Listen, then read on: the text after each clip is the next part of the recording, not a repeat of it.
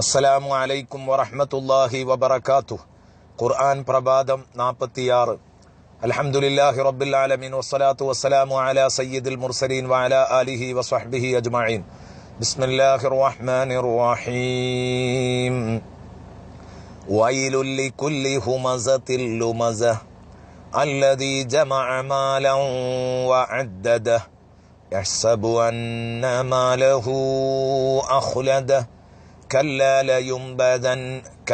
لينبذن في الحطمة وما أدراك ما الحطمة نار الله الموقدة التي تطلع على الأفئدة إنها عليهم مؤصدة في عمد ممددة. صدق الله مولانا العظيم وصدق وبلغ رسوله النبي الكريم. പ്രിയപ്പെട്ട സുഹൃത്തുക്കളെ, ഇന്ന് നാം ചർച്ച ആരംഭിക്കുന്നത് പുതിയ ഒരധ്യായമാണ്, സൂറത്തുൽ ഹുമസ. ഈ അധ്യായത്തിന്റെ പ്രത്യേകത മനുഷ്യൻ അവന്റെ നാവിനെ കാത്തു സൂക്ഷിക്കണമെന്ന് പഠിപ്പിക്കുന്ന ഒരധ്യായമാണ്. നാവ് മാത്രമല്ല, വളരെ പ്രധാനമായി നാവ് അതുപോലെ തന്നെ മറ്റവയവങ്ങളെ കൊണ്ടും മനുഷ്യനെ ഒരു നിലക്കും ദ്രോഹിക്കരുത് എന്ന് പഠിപ്പിക്കുന്ന വളരെ പ്രധാനപ്പെട്ട ഒരു അധ്യായമാണ്. അത് ഹുമസ ലുമസ തമ്മിലുള്ള വ്യത്യാസങ്ങളൊക്കെ വിശദീകരിക്കുമ്പോൾ മനസ്സിലാകും. പിന്നീട് വിശദീകരണത്തിൽ പറയാം. മൊത്തത്തിൽ ഈ അധ്യായത്തെപ്പറ്റി നാം മനസ്സിലാക്കേണ്ടത്, ഇന്ന് നമ്മളിൽ പലർക്കും കാത്തു സൂക്ഷിക്കാൻ കഴിയാത്ത വളരെ അപകടകാരിയായ നമ്മുടെ നാക്കിനെ നാം കാത്തു സൂക്ഷിക്കണമെന്നാണ് പഠിപ്പിക്കുന്നത്.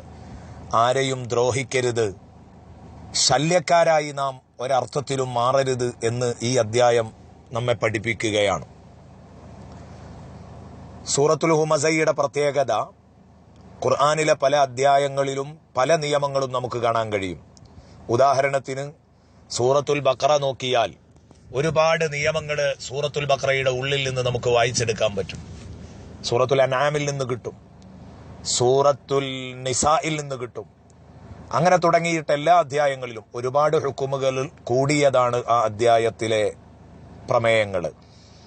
എന്നാൽ സൂറത്തുൽ ഹുമസ വളരെ കുറഞ്ഞ അധ്യായങ്ങളെപ്പോലെ ഒരധ്യായമാണ്. എന്ന് പറഞ്ഞാൽ വളരെ കുറഞ്ഞ അധ്യായങ്ങളിൽ ഒരു വിഷയത്തിൽ മാത്രം ഊന്നി നിന്നുകൊണ്ട് സംസാരിക്കുന്നുണ്ട്, ഒറ്റ പ്രമേയം അവതരിപ്പിക്കുന്ന. അതിൽപ്പെട്ടതാണ് സൂറത്തുൽ ഹുമസ. അതിലൊരൊറ്റ പ്രമേയമാണ് അവതരിപ്പിക്കുന്നത്. അഥവാ മനുഷ്യനെ ശല്യം ചെയ്താൽ നീ രക്ഷപ്പെടില്ല, മനുഷ്യനെ ശല്യം ചെയ്താൽ നിന്നെ റബ്ബ് കണ്ടറിയും, നിനക്ക് തരേണ്ടത് റബ്ബ് തരിക തന്നെ ചെയ്യും, പേടിക്കണം എന്ന് പഠിപ്പിക്കുകയാണ്. ഇൻഷാ അല്ലാഹ് ഈ അധ്യായം പഠിച്ചു തീരുമ്പോഴേക്ക് നമ്മുടെ നാവിന് നാം അറിയാതെ ഒരു ഓട്ടോമാറ്റിക്കൽ കൺട്രോൾ വരും എന്നുള്ള കാര്യം ഉറപ്പാണ്. അല്ലാഹു തആല ആ കൂട്ടത്തിൽ നമ്മെ ഉൾപ്പെടുത്തട്ടെ. നമുക്ക് ആദ്യമായി സൂറയുടെ നേരെ അർത്ഥതലം ഒന്ന് പറയാം. വൈലുൻ, നാശമായ നാശമെല്ലാം, സർവവിധ നാശവും, ലിക്കുല്ലി ഹുമസത്തിൽ ലുമസ, ജനങ്ങളെ പരിഹസിക്കുന്ന, ജനങ്ങളെ തെറി പറയുന്ന, അവരുടെ കുറ്റങ്ങളും കുറവുകളും കണ്ടെത്തുന്ന സർവ മനുഷ്യർക്കും ഉള്ളതാണ്. സർവവിധ നാശവും ജനങ്ങളെ കൊച്ചാക്കുന്നവർക്കുള്ളതാണ് എന്ന് ചുരുക്കം. ഹുമസയും ലുമസയും ഒക്കെ ഇൻഷാ അല്ലാഹ് വേർതിരിച്ച് പിന്നീട് പറയാം, വിശദീകരണം വയ്യേ വരുന്നുണ്ട്. അല്ലദീ ജമഅ മാലൻ വഅദ്ദദ, ജനങ്ങളെ കുറ്റപ്പെടുത്തുന്നതിലും ജനങ്ങളെ ഇകഴ്ത്തുന്നതിലും, ഗീബത്ത്, നമീമത്ത്, കളവ്, ഫസാദുകൾ ജനങ്ങൾക്കെതിരിൽ പറഞ്ഞു പരത്തുന്നതിലുമൊക്കെ ആളുകൾ ധൈര്യം കാണിക്കാനുള്ള കാരണം എന്താണ്? അല്ലദീ ജമഅ മാലൻ വഅദ്ദദ, അവൻ സമ്പത്ത് ഒരുമിച്ച് കൂട്ടുകയും ആ സമ്പത്തിന്റെ പളപ്പിൽ എല്ലാം മറന്നു പോകുന്നവനുമാണ് മനുഷ്യൻ. അല്ലദീ ജമഅ മാലൻ വഅദ്ദദ, ആരാണിവൻ?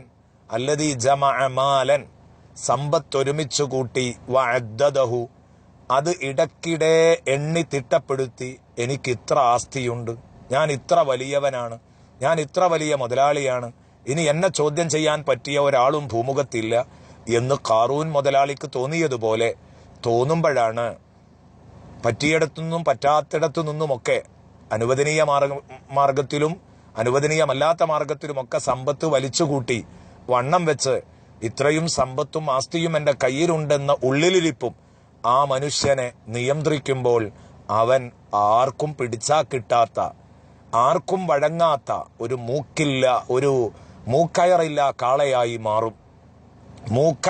കാളയായി മാറും. പിന്നെ അവനെ ആരും നിയന്ത്രിക്കാൻ നോക്കണ്ട. അപ്പം മനുഷ്യനെ കുറ്റം പറയാൻ, മറ്റു മനുഷ്യന്മാരുടെ അഭിമാനത്തിൽ കയറി കളിക്കാൻ, അവരുടെ അഭിമാനത്തിന് ക്ഷതമേൽപ്പിക്കുന്ന വാക്കുകളും പ്രവൃത്തികളും ഭാരവെപ്പുകളുമൊക്കെ നടത്താൻ മനുഷ്യനെ പ്രേരിപ്പിക്കുന്നത് പണം അല്പം എൻ്റെ കയ്യിലുണ്ടെന്ന തോന്നലാണ്. അല്ലദീ ജമഅ മാലൻ വഅദ്ദദ. എന്താണ് പണം ഇടയ്ക്കിടെ എണ്ണുമെന്നൊക്കെ പറഞ്ഞത് ഇൻഷാ അല്ലാഹ് നമുക്ക് വ്യാഖ്യാനത്തിൽ പറയാം, അത് പിന്നീട് വരും. അല്ലദീ ജമഅ മാലൻ വഅദ്ദദ യഹ്സബു അന്ന മാലഹു അഖ്ലദ. ഇത്രയും വലിയ സമ്പത്ത് അവന്റെ അടുത്തുണ്ടാകുമ്പോൾ അവൻ തെറ്റായി ധരിക്കും, അവൻ ധരിച്ചു പോകും.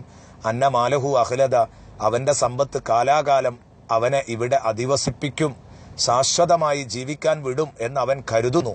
അത് കേവലം ഒരു ധാരണയാണ്. അതിൽ നിന്നാണ് ഇവൻ പോക്കിരിയാകുന്നത്, മൂക്കയറില്ലാ കാളയാകുന്നത്. യഹ്സബു അന്ന മാലഹു അഖ്ലദ.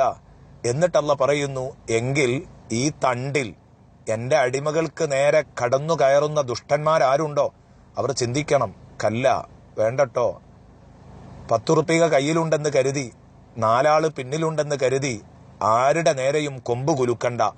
കല്ല ലയുംബദന്ന ഫിൽ ഹുതമ. വേണ്ട വേണ്ട, കല്ല ലയുംബദന്ന, തീർച്ചയായിട്ടും ഇവനെ എറിയപ്പെടും. ജനങ്ങളുടെ അഭിമാനത്തിന് വില നൽകാതെ അവൻ അത് ജനമധ്യത്തിൽ ഇടിച്ചു താഴ്ത്തിയെങ്കിൽ ഇവനെ അള്ളാഹു എറിഞ്ഞ് അവഗണിക്കും. ലയുംബദന്ന, തീർച്ചയായിട്ടും ഇവനെ അവഗണിക്കപ്പെടും, ഇവനെ എറിയപ്പെടും. ഫിൽ ഹുതമ, തകർപ്പൻ നരകത്തിൽ എറിയപ്പെടും. ഹുതമ എന്ന നരകത്തിൽ എറിയപ്പെടും. തകർപ്പൻ നരകമാണ് ഹുതമ. വമാ അദ്റാകമൽ ഹുതമ. എന്താണ് നബിയെ ഹുതമ എന്ന നരകം, ഈ തകർപ്പൻ നരകം? എന്താണ് അതിന്റെ അവസ്ഥയെന്ന് തങ്ങൾക്കറിയോ? നാറുല്ലാഹിൽ മൂഖദ, കത്തിക്കപ്പെട്ടുകൊണ്ടിരിക്കുന്ന, കത്തിച്ച് സജ്ജമാക്കപ്പെടുന്ന അള്ളാഹുവിന്റെ തീയാണ് നബിയെ അത്. നാറുല്ലാഹിൽ മൂഖദ അല്ലത്തി തത്വലിഉ അലൽ അഫ്ഇദ. വളരെ ലോലമായ മനുഷ്യഹൃദയങ്ങളുടെ മേൽ കത്തിപ്പടരുന്ന, മനുഷ്യഹൃദയങ്ങളുടെ മേൽ ഡാൻസ് ചെയ്യുന്ന, കത്തിക്കളിക്കുന്ന തീയാണത്. അല്ലത്തി തത്വലിഉ അലൽ അഫ്ഇദ ഇന്നഹ അലൈഹിം മുഅ്സദ. അത്രയും ഗൗരവമുള്ള ഈ തീക്കുണ്ടാരത്തിലേക്ക് അവരെ വലിച്ചെറിഞ്ഞ് ആ നരകം, ഇന്നഹ, തീർച്ചയായിട്ടും ആ നരകം, അലൈഹിം മുഅ്സദ, അവരുടെ മേൽ പൂർണ്ണമായി വാതിലുകൾ കൊട്ടിയടച്ച് സാക്ഷയിടും. അലൈഹ മുഅ്സദ, അലൈഹിം മുഅ്സദ, അവരുടെ മേൽ ആ നരകം വാതിലടച്ച് സാക്ഷയിടും, തട്ടിയടക്കും. അതിൽ നിന്ന് അവർക്ക് രക്ഷപ്പെടാൻ കഴിയില്ല. ആശ്വാസത്തിന് ഒരു ചെറിയ പഴുതുപോലും ഉണ്ടാവില്ല. ഇന്നഹ അലൈഹിം മുഅ്സദ ഫീ അഅമദിൻ മുമദ്ദദ. നീളമുള്ള തൂണുകളിൽ അവരെ കെട്ടിയിട്ടിരിക്കും. ഫീ അഅമദിൻ മുമദ്ദദ. അല്ലെങ്കിൽ അടച്ച് സാക്ഷയിടപ്പെട്ട വാതിലുകൾ പിന്നെയും തുറക്കരുതെന്ന് കരുതി ബന്ധാക്കി അതിൻ്റെ പുറത്ത് വിലങ്ങിന് വലിയ നീളമുള്ള വടികൾ വെച്ചിട്ട്, വലിയ തൂണുകൾ ആ വാതിലുകളുടെ വിലങ്ങിന് വെച്ചുകൊണ്ട് അത് ഉറപ്പിച്ചിട്ടുണ്ടാവും. രണ്ടർത്ഥവുമുണ്ട്. സ്വദഖല്ലാഹുൽ അലിയുൽ അദീം വസദഖ വബല്ലഗ റസൂലുഹുൻ നബിയുൽ കരീം. അള്ളാഹു ഈ ദുഷ്ടന്മാരിൽ നിന്ന് നമുക്ക് കാത്തുരക്ഷിക്കട്ടെ, ഇത്തരം സ്വഭാവത്തിൽ നിന്ന് അള്ളാഹു കാക്കട്ടെ എന്ന് ദുആ ചെയ്തുകൊണ്ട് ഇൻഷാ അല്ലാഹ് ഓരോ കലിമത്തുകളും കീറി മുറിച്ചുള്ള വിശദീകരണങ്ങൾ നമുക്ക് പിന്നീട് പറയാം. നാളെ ഇൻഷാ അല്ലാഹ് വരും എന്ന് പ്രത്യേകം ഉണർത്തുന്നു. അള്ളാഹു തൗഫീഖ് നൽകട്ടെ. അസ്സലാമു അലൈക്കും.